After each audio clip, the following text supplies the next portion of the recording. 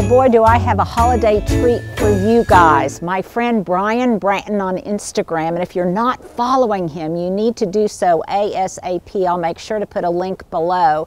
He is restoring an 1808 home in Alexandria, Virginia, and boy, does he buff it up, puff it up, make it absolutely gorgeous for the holidays. You guys know how much I love old houses, and Brian he just goes over the top. He just really channels the Christmas spirit. Spirit.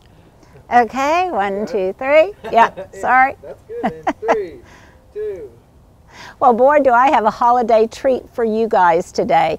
Many of you that are on Instagram may follow Brian Branton and his absolutely gorgeous 1808 house in Alexandria, Virginia that he's restoring. And during the holidays, oh my gosh, he just takes it over the top. I have never seen so many wreaths and so much greenery, I think, for the holidays in one place at one time. It is absolutely spectacular, and Brian does it all himself. I am humbled. And he went to so much, he put so much love and energy in putting this holiday tour together because of COVID. He won't be having a Christmas party, and so he's kind of invited us all into his home to kind of celebrate along with him. Please pay attention to all of the really special things in there. There are some things that once belonged to Katherine Hepburn and President Taft. It is just steeped in history and stories and great ideas. You will absolutely adore it, and I adore you, Brian, for taking us along on this wonderful holiday tour of your Virginia home. So thank you so much for inviting us in, and take it away. Hey, Linda's friends. This is Brian Branton, and I am thrilled to show you my house. I have decorated it, as I do every year, for the holidays, and I go a little crazy whether I have people in the house or not. Normally, I like to have a Christmas party, but this year, of course, I can't. So let me give you a tour. I am going to stop the video and then turn it around.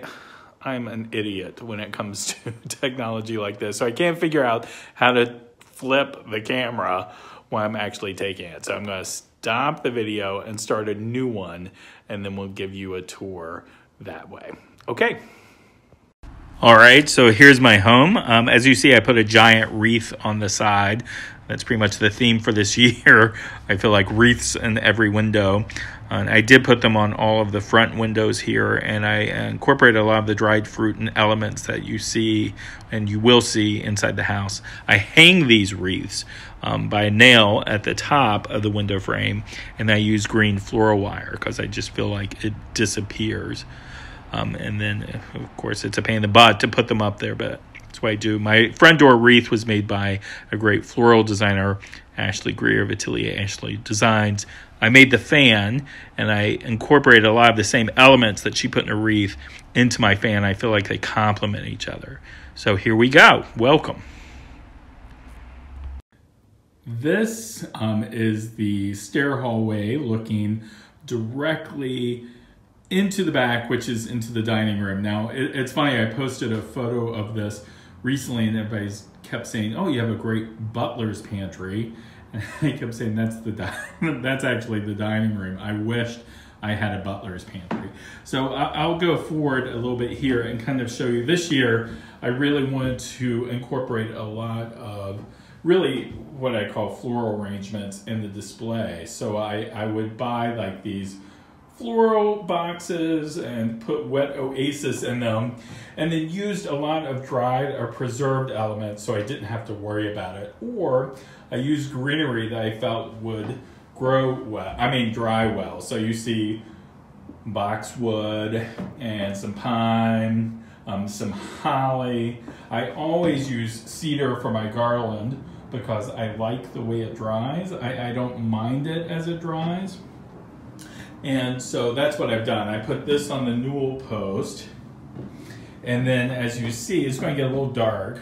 This is the other thing about old houses is you don't have lighting. You don't have overhead lighting. So this house was built in 1808, and there's pretty much only about 2 overhead light fixtures. The one here in the front part of the foyer, and then on each of the floors. But I did these floor arrangements going all the way up to the 2nd floor, and then I'll swing it back around.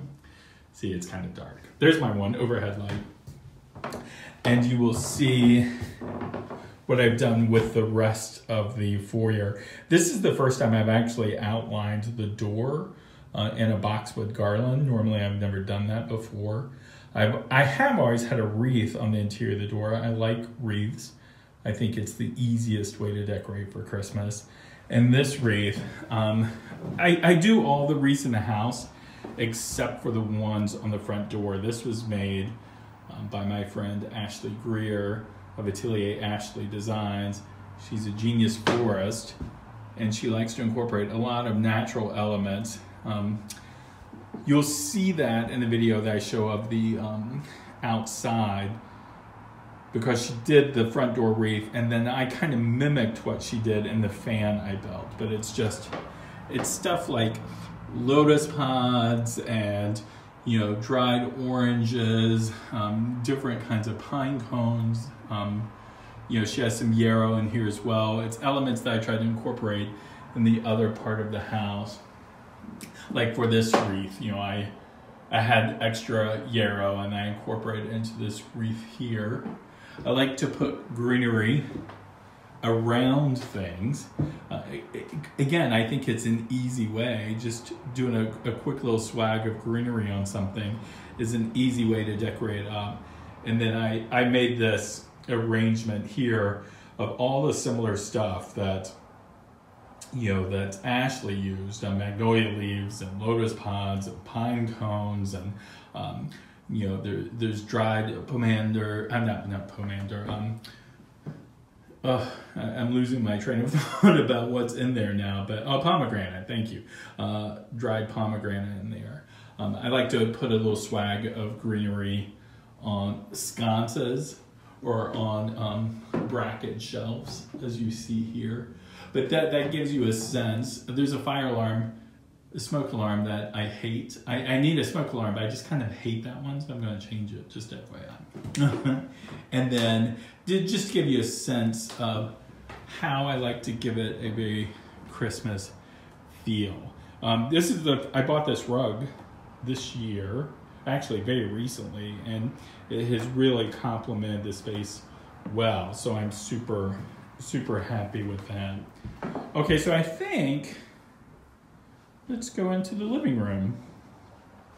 Yeah, so that's a little bit of my showstopper of a tree. The thing that and the mail just came. So the thing that you will see is I clearly love lights. And I'll go up a little bit closer and give you an indication of what I do. But I wrap every branch with lights, and I start at the bottom, and I go, you know, kind of start on the outward part of a branch, and then I work inwards, and then I come back outwards, and then go back inwards, and then I just work my way up the tree with the idea of being that there would just be no blind spots, and that you just are constantly seeing light. I think it's a really pretty look. It's a very time-consuming look. It probably took me 4 hours to do this. Now, again, that's with a dinner break, but it just takes a long time. But let me go back out a little bit to give you the full effect of the tree, and then I'll go in a little closer to it. But see, from afar, it really just kind of shines. This tree is the tree where, you know, I have Christmas ornaments that I've just collected my whole life. It's stuff either that, you know, my parents have given me or we have collected on our travels. And so it's really just a tree full of memories this gives you a perfect example. My mom, I grew up on a little horse farm, and my mom had a painting of two of our favorite horses, Midnight and Moonbeam, and so she had those little paintings made and gave them to us for ornaments, which I think is just great. It just brings back such great memories. And here's like another one she did that shows Midnight. Or there's one here that was a tennis ball from Wimbledon. The last year they used white balls that was made into a little Santa Claus. So I love that. There are ornaments from my hometown of historic sites, or we would always vacation at Kiowa, and so there's stuff that, or ski trips. So I just love these ornaments that just remind me of all these different memories. Someone recently gave me these because I was talking about how when my mom and dad were first married, they made Christmas ornaments because they didn't have money to buy them. So my mom cross-stitched ornaments and my father painted these wooden ornaments, and those are some of my favorites. So they gave me some cross-stitch ornaments that they had and didn't use, and I just love them. I think they're so great. But that just gives you a sense of the tree. Okay, let me show you around this. So I like to hang wreaths on windows. I think it's one of the best things you can do to decorate for Christmas. And so as you see, I've got them pretty much on all windows. And I'll come over here to give you a sense of how I do it. I use, again, a lot of the same ornaments. Oh, I should do it where you see a little bit more light. I use a lot of the same ornaments that Ashley has used. Dried fruit and the lotus pods and the pine cones. These are, I'm going to be horrible, I don't really know how to pronounce. They're either Bellany nuts, or that's how I pronounce them. I don't really know what the actual pronunciation is. I think they're great because they're preserved. You can use them year after year. They're a natural element. They look like fruit, but they're a nut. And that's what those are, the green and the red. They also have yellow and orange, and I incorporate those in other parts of the house. I always find like a really nice wide ribbon, and then what I do is I hang the wreath from the ribbon and then nail it to the top of the window frame. So it's actually hung by the ribbon, and that ribbon is just nailed simply with two little finishing nails. And so it makes it really easy to do. The other thing that I like to do, again, is I like to drape some garland around certain paintings, and then I embellish it a little bit with certain elements, like magnolia leaves here and a lotus pod. That was definitely the theme of this Christmas. I just think architecturally it looks really cool. And speaking of architecturally, here's a model, an architectural model of the row of homes that I live in. The homes were built in 1808 by a man named Robert Brockett, and so it's known as Brockett's Row. And I live in this corner one, which is identical to this corner one, except in reverse. And then these two middle ones, which are a little more narrow, are identical to each other. There's a candle on that comes on, but it comes on a little bit later. And then rotating around, this is the one wall where I feel like I didn't really do anything for Christmas. I thought about doing something with these large wallpaper panels, but I decided it would be a little too much, so I refrained. I did put some magnolia leaves around the bar just to give some kind of element of Christmas on that table. And then I'll come around here and show you the mantle and what I did here. Let me actually take a step back. This is my first time, by the way, doing a video tour, so I apologize if this is really bad. This gives you a full effect of the mantle. I have a really pretty over mantle to the fireplace, and that over mantle mirror fits perfectly. I had it before the space, and it fits perfectly in there. I felt like it was meant to be. What I wanted to do this year was use boxwood garland and again do floral elements. So again, I bought like the floral boxes. I bought little square ones here. And I hung the boxwood garland first. Anytime I buy boxwood garland, I take it apart and put it back together because I feel like if you buy boxwood garland, it comes very thin. And so I like to thicken it up. So I kind of double it up and I want to I'll hang the same way. So I'll take it apart and hang it again in pieces, which is what I did here. So the two side pieces are two separate and the two pieces in the middle are two separate pieces. It's a little bit more work, but I think it looks well. And then I put a little extra piece above the mirror just to do something. So coming and taking a little closer inspection, I did all of these the same. I just used magnolia leaves and holly and some pine, a lot of boxwood. I put pine cones and the pomegranates and the yarrow.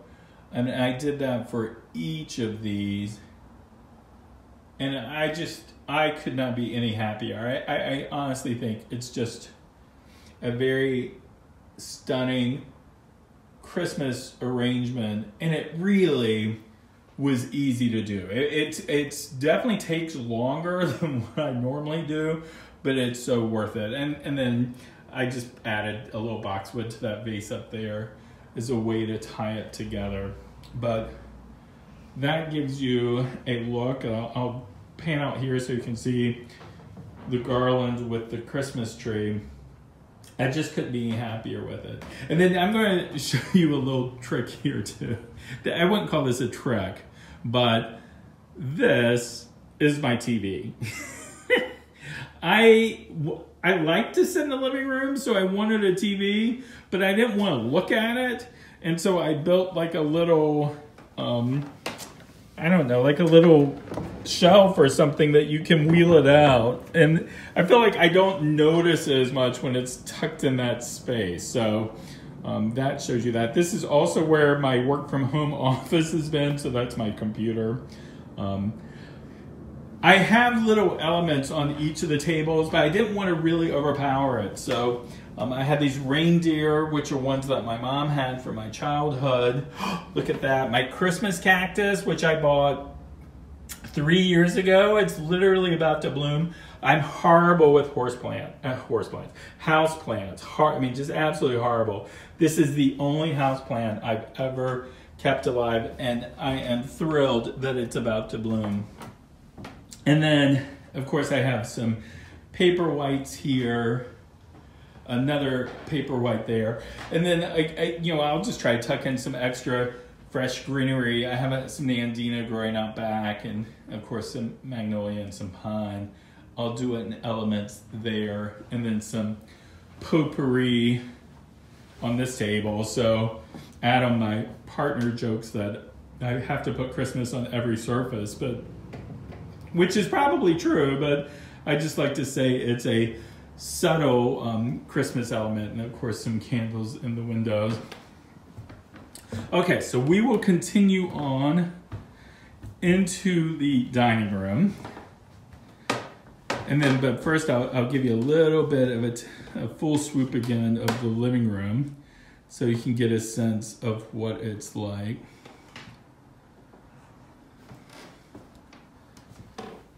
There we go. And then, so here's the dining room. And this is the first year, normally I have a full-size tree in here, but I bought this really pretty federal antique server to put in this bay, and I thought, well, I didn't want to move it for Christmas, so I call this a tabletop tree, but everyone else says that's a huge tree for a tabletop tree. And it does really give the size of a full-size tree. that's just on the server. This is the tree where I like to use natural elements of dried oranges and cinnamon sticks and pine cones are the main elements. These pomander balls are fake. You know, they're things I bought the thing only for the fact that it would be so heavy to hang. I just didn't feel like I could do it. You know, I incorporated the lotus pods. This dried fruit is actually, I carried it over from last year, so it's darker than it normally is. But I did that just to show you that you actually can do it. I like it when it's the really pretty orange. I also like it when it's a little bit of this darker color. I added wreaths to the windows here. Again, the same kind of elements I had before, a different ribbon. These have the orange Bellany balls. And then I feel like it really complements the tree. I have a nativity scene that I got when I was in my 20s, and it cost way more money than I could have afforded at the time, but I just fell in love with it, and I had to have it, so I plopped down my credit card, and I haven't regretted it ever since. I've never seen another one like it. I'll give you a little close-up. I've seen similar ones, you know, it's Delft, but this one I just think is so delicate, and no, don't get offended, but actually I throw a little Delft Santa Claus back there to be a little cheeky, because I think it's fun to incorporate the Santa in there. But I just love this nativity scene, and I think it's so pretty. I wish I had more pieces, but as I said, I've never really found more. And then here is my centerpiece. You know, it's oranges and boxwoods on a cone. This, of course, I incorporate into a large silver, punch bowl I have. I had this great form that was my mom's. It makes it really easy to change out the fruit when it goes bad, because as you see, it's a little dark, so I apologize, but it's just a ring. My goal is to actually make those pomanders. I just haven't had the time to do it, and I wanted to get this to Linda so she could pose. So, but that just gives you, here's a little bit better lighting. That just gives you a sense of the scale and the size. This dining room table I've had forever. It was in my family. It's really long. I'm sure there are some that are longer. I love tablecloths, but I have to have them made to do it, which is annoying because I just can't find any long enough to do it. Here I incorporate some greenery into this great girandol mirror that I had. That actually came out of the President Taft's summer White House, and it's huge. I love it, but it's also delicate, and I don't want to mess it up, so I very gingerly with the greenery I put on there. And then I like a bookshelf in the dining room. Or if I actually had display shelves, that would be even better. But since I didn't, I like to incorporate it. I like books in dining rooms. I just like books. I have them in every room actually. And so I just incorporate that between my china and of course in all these coffee table books. This china is a spode pattern. This is an antique set from the, gosh, I can't remember. It's the 1810s or 1820s, but it's early 19th century, and I just love it. I think it's a really pretty pattern that complements the room. But so that is the dining room. I'll give you this look because I like how you can kind of see both trees when you're kind of standing around the house. Okay, so now we'll continue on upstairs. I think it's so funny that my mail came through right when we were doing this video, so sorry that you're seeing it on the floor. All right, so I'll give you this full view again so you can look and see. And now we go up. It's the creaky of old stairs. Normally I have a wreath on this mirror. I can't believe I didn't put one on this year. So, but there we are. So, here's the library that we have just at the landing of the stairs. It's directly above the dining room. And what I like to do in this space, this is the one I consider the family space. So I have a little bit more family oriented stuff, like the Santas. And there's a Santa here. But what I like to do is display Christmas cards in this room. And I'll zoom in on stuff later, but all I do is take some twine and string it across. I accent it with those two little, that's little fake boxwood wreaths. And these are cards that I've collected. I mean, some of these cards are 40 years old. They're just stuff from families. There are families on here where their kids, I know, have graduated college. I hang on to Christmas cards because I like them, and I just feel like you can use them for different elements, and that's one of the things you can do. Eventually, I'm going to have window treatments in here, but until then, I like to put this boxwood garland above the windows, and then I hang the boxwood wreaths in there, and I think it's a very pretty, festive look. I think it's very classic for a library. This, by the way, this chair, I don't know if you've ever seen Grey Gardens, the documentary, but that chair came out of Grey Gardens. It was owned by Edith Bouvier Beale, the mom and the daughter.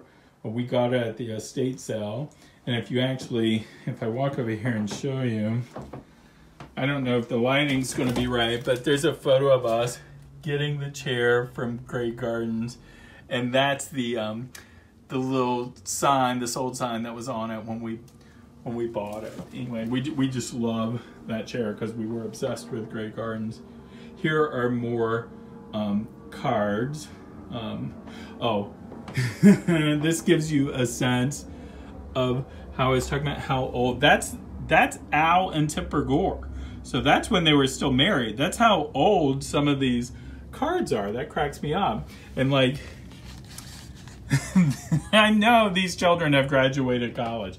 It just cracks me up how old these cards are. But since I don't have artwork on the side, I hung this large metal wreath. I think it's really pretty. I wish the lighting were better in here to showcase it. And then I will just scroll around slowly to show you the rest of the room. There's this really pretty cool sofa. This side of the room I'm not really done with. I still need elements to I think the wall looks a little blank. So that's what you're seeing. That's why I feel like I rarely show it in photos. That door goes to a bathroom. And then this door back here, I won't show it, it's a mess. Old houses don't have closets. And so we turn this back room into our laundry room / closet. And so it's a large room for all of our clothes. But that is the library. Oh, I love putting greenery on top of light fixtures. As I said, I don't have many overhead light fixtures. I have the hallway in this library. That's the other overhead light fixture. Everywhere else, you just have to use lamps. But I love lamps anyway. That's the way I like to light a house. So continuing on. Now, normally I was joking that I cheated Christmas this year because normally I carry the garland all the way up to the 3rd floor. But since I wasn't having a party this year, I stopped right here on the 2nd floor. So that was my one little thing. This gives you another example of doing the garland with the magnolia leaves in it to just kind of frame it, make it a little bit more interesting looking. That's an old mourning needlepoint, by the way, a silk needle. It's a combination of paint and silk. I think it's really elaborate. Adam hates it. He thinks it's creepy, but I love it. So you can see that the person that died was Mr. William Turner, and he died in 1808, which is the year of the house. So I thought it was kind of meant to be. And then here is the bedroom. I really like having a tree in the bedroom, and I've always liked decorating up bedrooms. Now, you will see I also have a living room in my bedroom. It's not really a living room, but it's a sitting area, and my bedroom's large. So it also has a fireplace. It's directly above the living room, and so just to give you a sense of the scale of it, here it is. But what I do is I festoon the bed with garland. Now, eventually, I'm going to have bed hangings on this bed, and so it's going to prevent me from doing that. But until I get bed hangings, I will continue to put garland around the bed. I just think it's a really pretty and simple thing to do. Oatsy's still at her little daycare, or she'll be following me around when I'm doing it, but that's her little bed, although she sleeps in bed with us. And here's a little pretty gothic secretary. I have a chair like this. I didn't really show it down in the living room. I just think it really kind of complements. I like having rugs, multiple rugs, as opposed to one rug. I just like antique rugs. I think they really warm up a space. To give you a sense. And then I'll show you all the elements here. That in the corner, by the way, is a gavel that they would use in circuses, where an elephant would hold in its trunk and it would hit one of those strongman things where the bell would ring at the top. I got it at an auction sometime. It's a little pheasant. I like to hang wreaths and windows. This one I did with a different ribbon, not quite as wide. Downstairs I think is a 4-inch ribbon. I think this is a 3. Might even be 2.5. It's really that ribbon. A neighbor and friend got me from France. The other one downstairs came from London, which I know sounds horribly pretentious, but you can get really good ribbon overseas, so I like to do it. You see a pattern in this bedroom that I really like, rug remnants, and you'll see more of that in a second. This was actually, all this furniture here used to be in the living room, but then I bought that sofa, and so I moved this furniture up into the bedroom, and I think it works so well up here. I'm really happy with it. This tree doesn't have the memories as the tree downstairs. It's just decorated. And one year I made it all blue ornaments. This year I'm in a little bit more of a kind of a warm gold and copper theme to it. I told you I grew up on a horse farm, and then that's my father's saddle. My father's no longer alive, and I wanted to keep something of him, and so I kept his favorite saddle. That's actually called a plantation saddle if you're horse people. And then what sits on it, usually sits in front of the window, is called a chamber horse. It's an 18th century type of exercise. Here, I'll show you. You would sit on it and see it. It's like you're riding a horse. Isn't that great? So they would use it as a form of exercise. I found these great stockings that are made from rug fragments. I just think they're so pretty. I got them from a place called Francis Loom, and I have those hanging here. There's an extra one because there's one for me and one for Adam and one for Oatsy, and then extra. I thought it would look odd to have 3. And then this garland, every year I say I'm going to do something elaborate, and I just make a garland of what I call remnants of everything else. So this is leftover cedar, leftover pine, it's just, so it's a big bunch. Next year, I swear I will do something I feel like is a little bit more refined or a little bit more clever. In the stockings, I put greenery in them and some pheasant feathers because I just think it's interesting to kind of have them full as opposed to just kind of hanging there. I put leftover greenery in one of the firewood buckets that I had. And then, of course, I put some greenery here on the centerpiece of this table. This table, by the way, to give you a good sense of it, it's a British, it's an English antique. It's kind of like a Gothic Empire table. I love it. It really complements that secretary, but this gives you a sense of the bedroom. And then I have another antique that I just got recently that's probably now I would consider my most prized possession. I don't know if you can really see it. Maybe I can, well, no, I was hoping I could get it a little bit lighter in here for you. This is the base of a highboy. Anyway, this table was owned by Katherine Hepburn. So it came out of her New York townhouse. And I have a photograph that was in Life magazine. It shows her sitting in her, it was in the back living room. And there's a photo of her sitting in a rocking chair that Spencer Tracy gave her. And you can see this table right behind her. So I just love it. I think it's so pretty. And I didn't change anything before I did this video. So this shows you what I consider the mess right here. So it's my pile of stuff. These are the books that I'm currently reading. I have a TV and that's my coat that I always have on the side. I have a TV in the bedroom. Again, I like to hide TVs in corners.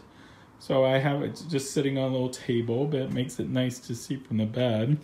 And then this just kind of shows you the view that I have when I'm sitting in bed. So I feel very lucky that I get this really pretty view.